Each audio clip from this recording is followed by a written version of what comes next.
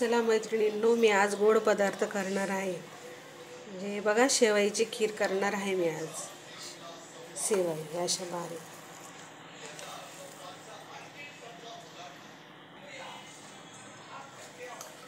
2 चमचे साजूक तूप टाकते.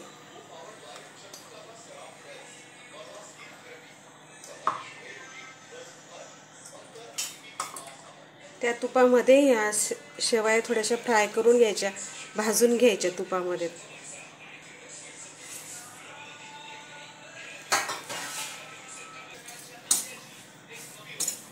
कमी गॅसवर भाजायच्या.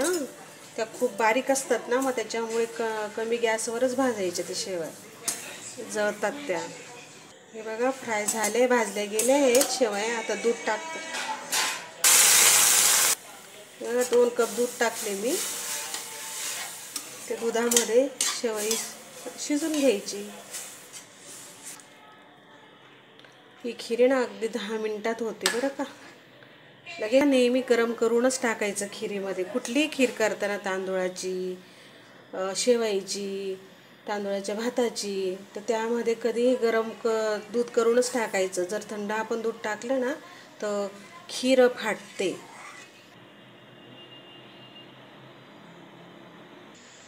बघा, शेवई आपली शिजली, आता झाली ती छान.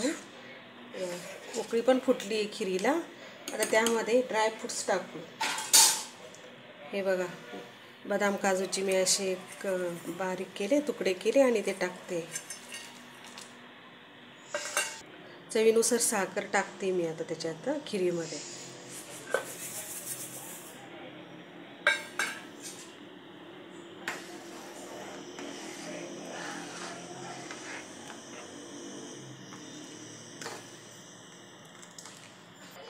खीर झाली का मग नंतर सगळ्यात शेवट विलायची पावडर टाकायची.